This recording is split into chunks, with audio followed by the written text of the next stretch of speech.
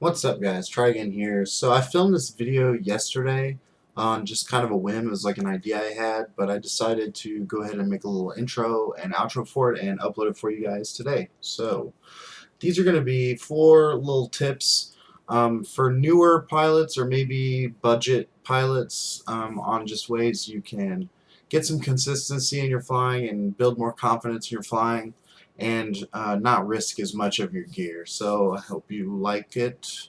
It's just like some commentary while I'm flying. So yeah, check it out. Alright, video is synced up. Let's do it. We're talking about ways that we can fly our quad more often and minimize the impact of crashes, basically eliminate variables, and let's get to it. So tip number 1 is going to be to use a simulator. Obviously an FPV simulator is going to reduce the risk of damage to your quad because you're not going to be flying a real quad. You're not going to be using any of your real gear besides your radio or maybe your goggles.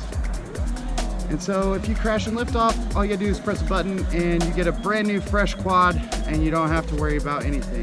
My goggles are going to die soon, so I might have to swap over to my backups.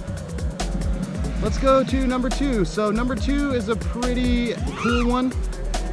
I think it's important to talk about, and that is to fly somewhere close to your house regularly. And by regularly, I mean let's put a pack through our drone per day at this spot. Now the reason I'm saying this is because this is a spot that you're familiar with. You're going to know all the lines. You're going to know where the video issues are, and this also goes for your builds too.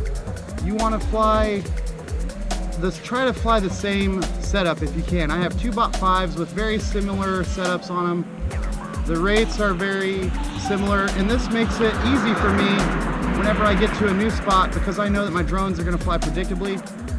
So whenever I'm practicing throughout the week, I'm trying to fly at the same spot. This right here is a little tree parking lot area that's like right around the corner from my house. You guys have seen me fly here a lot. And the reason that I fly here a lot is because of the convenience and the fact that it's not a crazy spot where I'm going to be breaking everything. It's just a spot where I can like practice my gaps, practice my little backwards tricks. It's just a nice little spot right around the corner from my house. And what I tend to do is go to a new spot and then like, woo, and then break all my stuff because I'm not familiar with the area or the quad I'm flying. And so yeah, we're trying to eliminate that. We're gonna fly at this spot as much as we can, maybe once per day or a pack or 2 every other day. And this is gonna basically just build familiarity with your build, and it's gonna allow you to push yourself because you don't have to worry about like where stuff is. All right, let's go to number 3. And number 3 is gonna be trick packs. Trick packs are important because when you're first learning new tricks and stick maneuvers, the last thing you wanna do is leave it up to chance whether or not you can land that trick.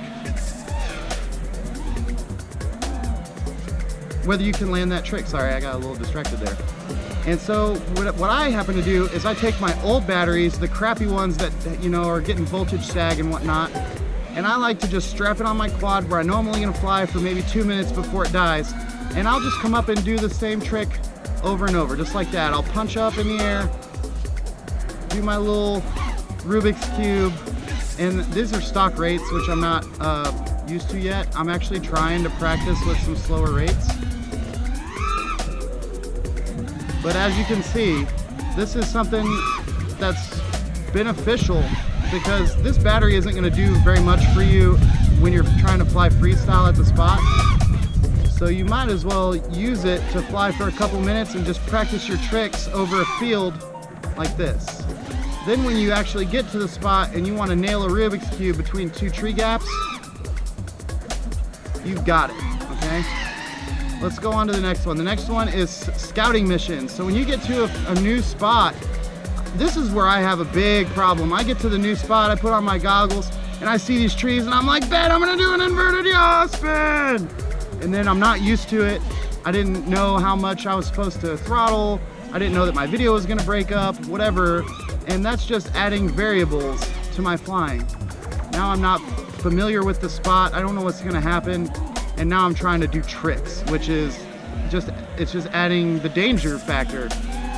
So when you get to a new spot and you put your goggles down and you arm your quad, what you want to do is you just want to cruise around like this.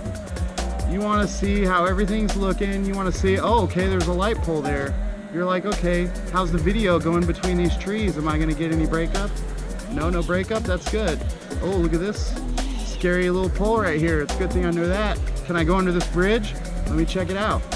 No, I can't because of all that scraggle. It's a good thing that I saw that now before I went under that bridge doing Mach 10. You feel me? So this is an important thing that you guys need to practice, and that is to not just start doing bangers right away. It's not good for your quad. It's not good for you. So when you get to the new spot, you want to just cruise around and see how everything looks. Woo! We're good. Get up. So yeah, I hope you enjoyed the video. Like I said, this is kind of aimed towards newer pilots, or maybe guys that are just breaking a lot of stuff and just kind of having bad luck lately. This is even something that I need to work on myself, as far as just toning things down sometimes and really enjoying the hobby before I start trying to super push myself and break things. Which kind of reminds me, you know, just have fun. When you're out, you don't have to feel pressured to like get that epic footage right away. Just have fun with your boys. Fly a few packs, relax, take it easy, and after you've had a nice few runs, swap that SD and start doing the dumb shit. You know what I mean? So yeah, I hope this video helps you in some capacity. If you like it, drop a like and a subscribe and whatnot, and I'll see you in the next one.